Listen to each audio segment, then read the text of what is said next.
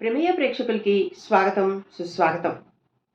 మన సందేహాలకి చక్కటి సమాధానాలు ఇవ్వడానికి మనతో ఉన్నారు మన ప్రముఖ ఆస్ట్రో సైకాలజిస్ట్ వంశీ కృష్ణకిరణ్ గారు.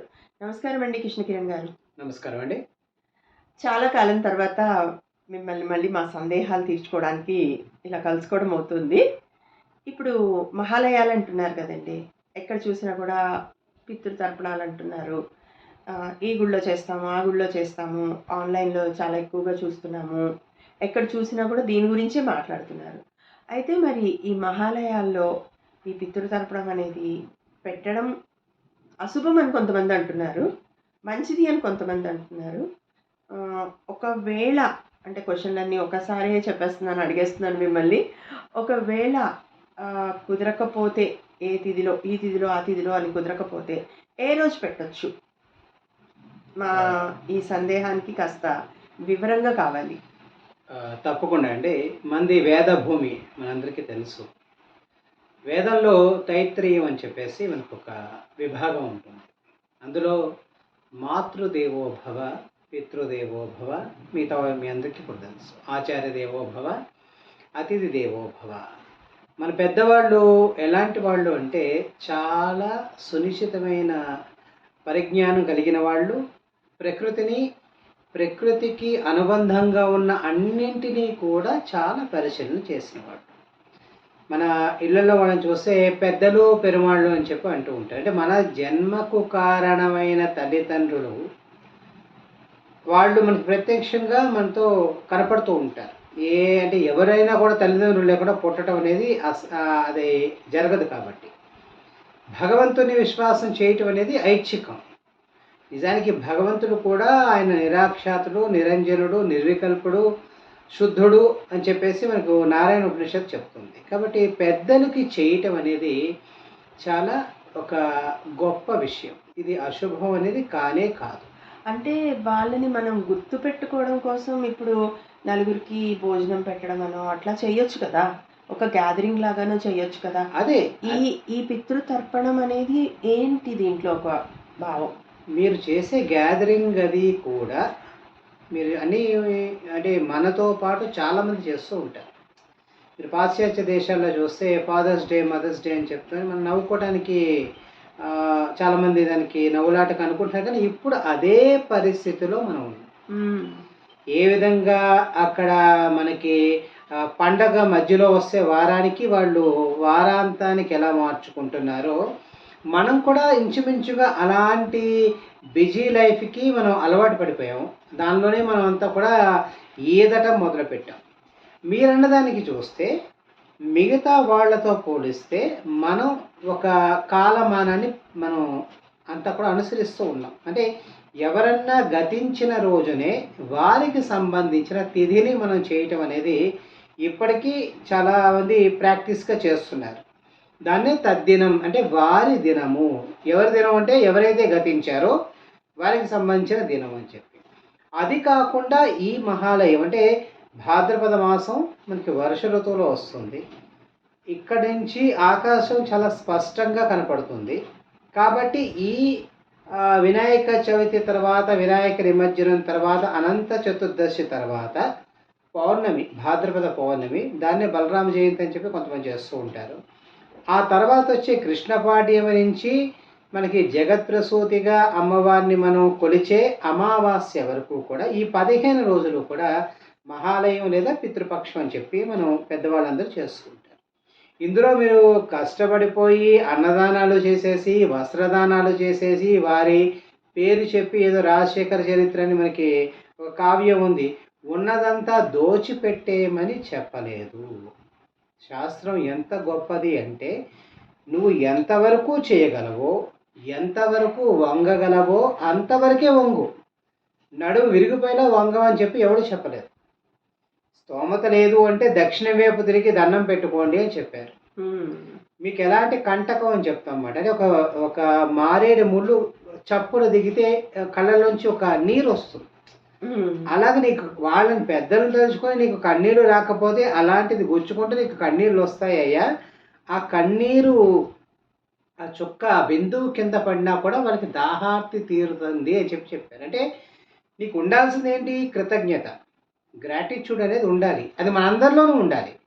ప్రతి జీవి పట్ల ఉండాలి, ప్రతి ప్రాణి పట్ల ఉండాలి, చెట్టు చేమ అన్నిటి పట్ల మనకి ఒక గ్రాటిట్యూడ్ ఉంటేనే సమతుల్య స్థుతి ఉంటుంది. ఆ సమతుల్య స్థుతి కోసమే ఇవన్నీ చెప్పడం. మహాలయం అంటే, లయం అంటే కలిసిపోవటం. మీరు నమ్మినా నమ్మకపోయినా ఎన్ని ఎంట్రీస్ ఉన్నా కూడా ఒకటే ఎగ్జిట్.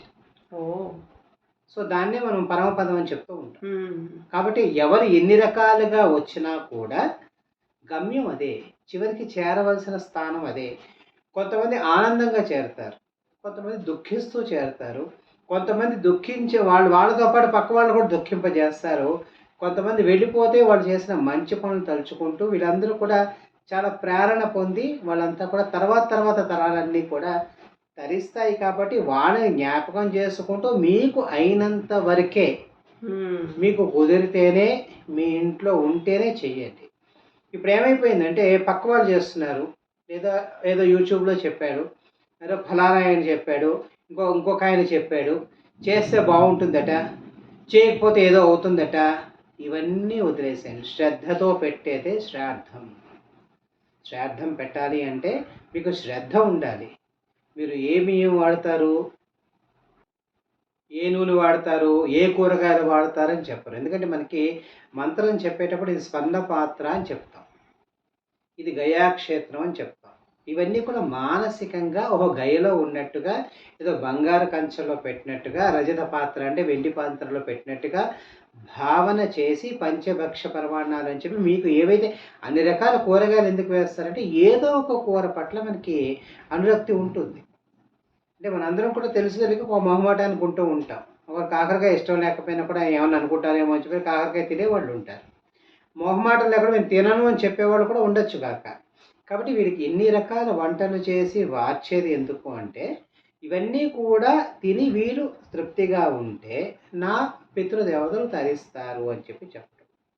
అయితే ఇక్కడ చాలామంది అడుగుతారు, వాళ్ళకి పెడితే వీళ్ళకి ఎలా వెళ్తుందండి, ఎలా చేస్తుంది అంటే మనం చాలాసార్లు చూస్తే యాడ్స్కి చాలామంది మోడల్స్, సెలబ్రిటీస్ వస్తూ ఉంటారు. ఉమ్, వాళ్ళని చూసి మనం ఇన్స్పైర్ అయ్యి మనం ఆ ప్రోడక్ట్ కొంటూ ఉంటాం ఉమ్, కదా. అవును. వాళ్ళు వాడతారో వాడరో మనం పక్కన పెడితే వాళ్ళు చెప్పారు కదా, బాగుంది కదా, ఇలా ఉంది కదా, అలా ఉంది కదా అని చెప్పి చెప్తూ ఉంటారు. ఇది ఒక పక్కన పెడితే ఎవరికో పుట్టినరోజు, ఎవరికో పెళ్లి రోజు అని చెప్పి విదేశాల్లో ఉన్నవాళ్ళు ఇక్కడ ఆ రోజున అక్కడ వాళ్ళకి సంబంధించిన కేక్ ఇవ్వటమో, లేదా ఫ్లవర్ బొకే ఇవ్వటమో, సర్ప్రైజ్ గిఫ్ట్ ఇవ్వటమో చేస్తూ ఉంటారు కదా. ఉమ్, వాళ్ళు అక్కడ డబ్బులు వేస్తారు, అవును. అక్కడి నుంచే మేనేజ్ చేస్తూ ఉంటారు. బట్ ఇక్కడ మనకు చెందుతుంది, ఉమ్, చేరుతుంది. కాబట్టి మనకి కనపడేదే, మనకి చూసిందే నిజం అని చెప్పి మనం అనుకుంటాం. మనకి కళ్ళకి కనపడకుండా మనకి కనబడనివి చాలా వింతలు, విశేషాలు మనకన్నా మన పూర్వీకులకు బాగా తెలుసు. నిజానికి ఇప్పుడున్న ఈ అడ్వాన్స్ టెక్నాలజీని కొన్ని వేల, ఇంకా బాగా చెప్పాలంటే లక్షల సంవత్సరాల క్రితం నుంచే మన వాళ్ళు వాడుతూ వచ్చారు. ఇక్కడి నుంచి చంద్రుడికి ఉన్న దూరాన్ని చెప్పడం కానీ, లేదా ఒక్కొక్క గ్రహాన్ని ఏర్పాటు చేయటం కానీ, ఎలా తిరుగుతుందో చెప్పడం కానీ, దాని ప్రభావం ఎలా ఉంటుందో చెప్పడం అనేది ఈ నవీన శాస్త్రజ్ఞుల కన్నా ముందే చాలా పకడ్బందీగా మన వాళ్ళు ఏర్పాటు చేశారు. మనం చూస్తే వరాహస్వామిని చూస్తే ఆయన ఆ ముట్టె మీద భూమి గుండ్రంగా ఉంటుంది. అవును, అవును. అది కనీసం ఒక 6000 సంవత్సరాల క్రితం నుంచి గుళ్ళ నుంచి కూడా ఉంది. ఉమ్, కానీ భూమి గుండ్రంగా ఉందని చెప్పి మనకు 300 ఏళ్ల క్రితమే, అంటే నవీన శాస్త్రాన్ని నేను నాట్ సేయింగ్ ఎవరిని మనం అనట్లేదు, బట్ ఉమ్, మనం అంత పకడ్బందీగా మనం అంతా తెలుసుకుని శాస్త్రాన్ని తెలుసుకుని ఉన్నాం. తెలియనప్పుడు ప్రతిదీ పిచ్చితనమే కనపడుతుంది. ఉమ్, మొబైల్ యాప్స్ ఉన్నాయి, అన్ని యాప్స్ అందరికీ మిగతా అన్ని పిచ్చి యాప్స్ అనుకుంటారు. బట్ మీకు ఒక బస్ దొరకలేనప్పుడు ఊబర్ ఎలాంటి వాల్యూ అప్పుడు తెలుస్తుంది మీకు. కమ్యూనికేట్ చేయటానికి మీ వల్ల ఎవరైనా కలవటం కుదరట్లేనప్పుడు గూగుల్ మీట్ చేస్తే అది ఎలా ఉంటుంది, అప్పుడు ఎందుకు అది ఉపయోగపడుతుందో తెలుస్తుంది. కాబట్టి ప్రతిదీ కూడా మీరు అనుభవిస్తేనే, మీరు ఉపయోగించుకుంటేనే తెలుస్తుంది. కాబట్టి అలా అని మీకు కానిది, మీకు రుచించింది చేయొద్దు. బలవంతపు బ్రాహ్మణార్థం అంటూ ఉంటారు. బలవంతంగా చేయకూడదు. ఎందుకంటే మీకు వంట పడింది తింటే మీకు అది సరిపడదు, వాంతన అవుతుంది, విరేచనం అవుతుంది. కాబట్టి మీరు ఏం చేయగలుగుతారో అవే చేయండి. మీకు ఇంట్రెస్ట్ ఉంటే దాన్ని ఆర్&డి అంటే రీసెర్చ్ అండ్ డెవలప్‌మెంట్ అంటూ ఉంటాం. దాన్ని పరిశోధించండి. ఆ హ్మ్. తర్వాత మీరు చెయ్యండి దాని పట్ల ఎందుకు చేస్తున్నాము? ఎలా చేస్తున్నాం? ఎప్పుడు చేస్తున్నాం అని. ఇంకొక ప్రశ్నండి. మనకి మామూలుగా ఈ మహాలయాల్లో చాలామంది వెళ్ళిపోతూ ఉంటారు. అంటే చనిపోతూ ఉంటారు అని ఒక అపోహ అంటామా? దీన్ని నిజమంటామా తెలీదు. మహాలయాలు మంచి రోజులు కావు అంటూ ఉంటారు. మరి అది ఎంతవరకు అండి? అంటే ఇది ఎందుకని చెప్తారంటే భాద్రపద మాసాన్ని మనం శూన్య మాసం అంటూ ఉంటాం. భాద్రపద మాసం కన్నా ముందు ఆషాఢ మాసం నుంచి దాదాపుగా మనకి దక్షిణాయనం అనేది ప్రారంభమవుతుంది. ఈ దక్షిణాయనంలో శరీరంలో కొన్ని రకాల మార్పులు జరుగుతూ ఉంటాయి. అది ఎప్పటి వరకు ఉంటాయంటే యమద్రంష్టం అని చెప్పేసి వృశ్చిక మాసంలో సూర్య సంచారం వరకు కూడా అది కొంచెం ఎక్కువగా ఉంటుంది. కాబట్టి కాలం అయిపోయిన వాళ్ళు అనేవాళ్ళు వాళ్ళు గతించటం అనేది సహజమైన విషయం. ఇక్కడ చాలామంది వెళ్ళిపోవటం అనేది జరుగుతూ ఉంది. అయితే ఇక్కడ మనం ఒక పరిశీలన చేయాల్సిన విషయం ఏంటంటే, ఎవరైనా వెళ్ళిపోయే ముందు అంటే గతించే ముందు వాళ్ళకి వాళ్ళ పితరులు కనపడటం అనేది చాలా చోట్ల జరుగుతూ ఉంటుంది. ఓహ్! ఈ పితరులతో పాటు యమదూతల్లాంటి వాళ్ళని చూసాము అన్న వాళ్ళు మనతో పాటు మన సంప్రదాయము, మన సంస్కృతి, మన విశ్వాసం లేని వాళ్ళు కూడా గమనించడం జరిగింది. ఓహ్!